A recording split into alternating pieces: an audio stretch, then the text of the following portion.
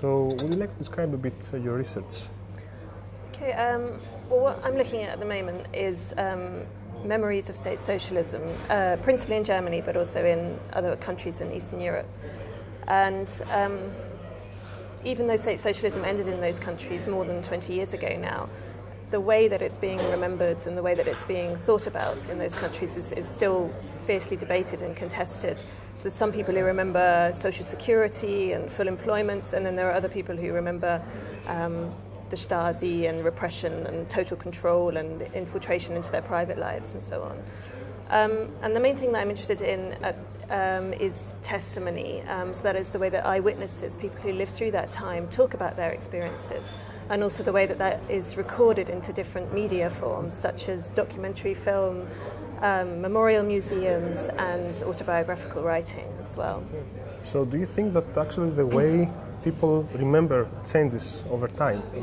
Absolutely, yeah. Even as an individual, the way that you remember is determined by your position in the present. So the way you remember childhood experiences, or even things that happened yesterday, will depend on the kind of present moment, who you're talking to, the political situation now. Excuse me, even the person that you think you are now will change your memories. So we will keep different pieces of what happened. Yeah, absolutely. Okay, so how your typical day, your typical research day looks like? I don't know if there is such a thing as a typical day. Certainly most days involve reading. It's an awful lot of reading. Because the work I do is interdisciplinary, also I read from lots of different disciplines, which can be quite challenging, sort of switching your head round to looking at something from political science rather than something from cultural studies or media studies. I'm almost always writing something, whether it be a conference paper, a journal article, or at the moment I'm writing on my second monograph, which I hope to finish by the end of the year. Okay, it's quite challenging, a monograph. Huh? Yeah, definitely. What is it on? It's on this kind of mediation of testimony, so looking at autobiographical writing in 2 chapters, and then memorial museums in 2 chapters, and then a final chapter on documentary film, and the way that testimony is embedded in those different media, and the way that the media itself changes the testimony, changes what is remembered and how it's remembered. Right. So I suppose in order to study all this, it's very advantageous to actually be able to read and speak in the language of the people. Yeah, absolutely. My first degree was in French and German at the University of Bristol. My French is decidedly rusty now, but I've been kind of continuing with German since that time, and did my MA in German and PhD in German studies.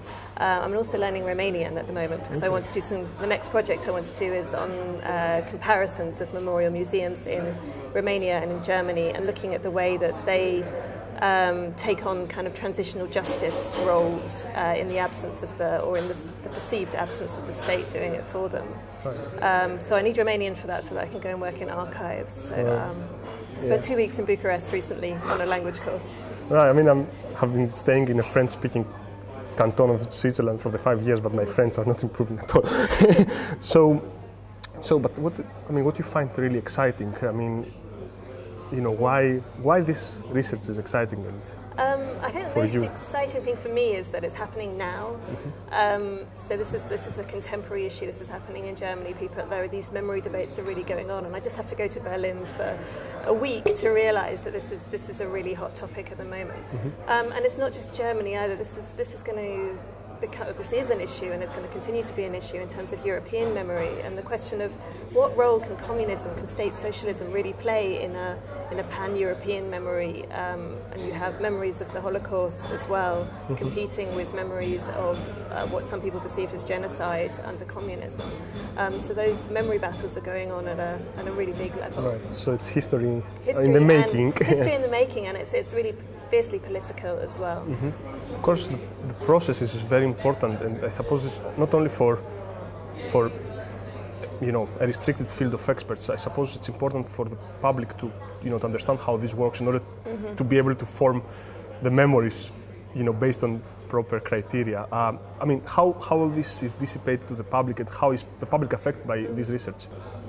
I think one of the other things that I think is quite exciting about my research is I can see it, and that's not always the case for us in humanities research, I can see it having a real world impact. in the sense that in my critique of the way things are being remembered, particularly in memorial museums, I would hope that critique can be disseminated down to the practitioners in memorial museums to maybe consider how they can be more inclusive in their memorialisation practices, how they can try and bring in people who at the moment I don't think they're reaching, those people whose memories of state socialism are based more on social security and full employment, and feel perhaps disinherited by what the memorial museums are currently offering. And I would hope that there could be a real world impact there. Beyond the, reading within your field, what else are you interested in reading? And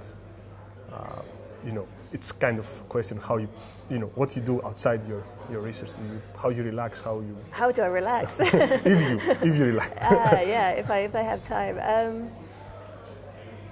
I do like to read, but I find myself generally drawn to stuff that is somehow related to my work.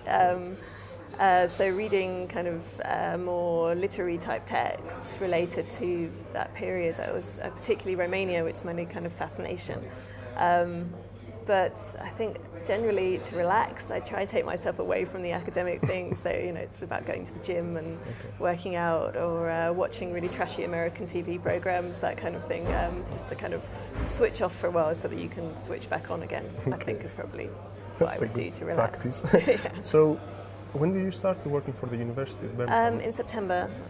So I was one of the first Birmingham Fellows to arrive, I think possibly the second to arrive.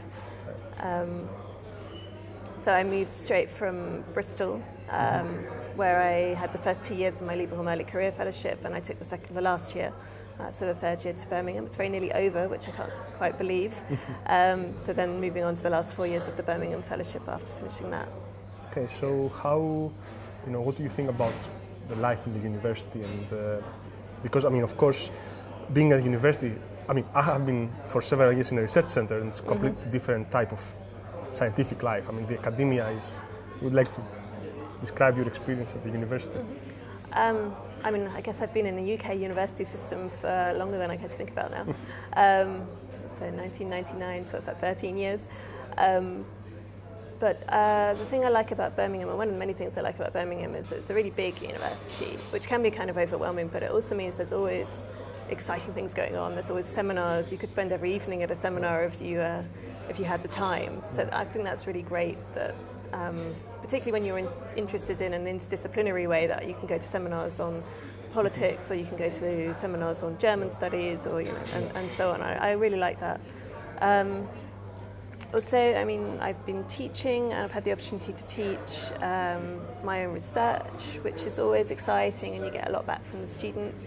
And I found the students here to be great, to be really interested and hardworking, and come up with exciting ideas. So yeah, I've really enjoyed my first year.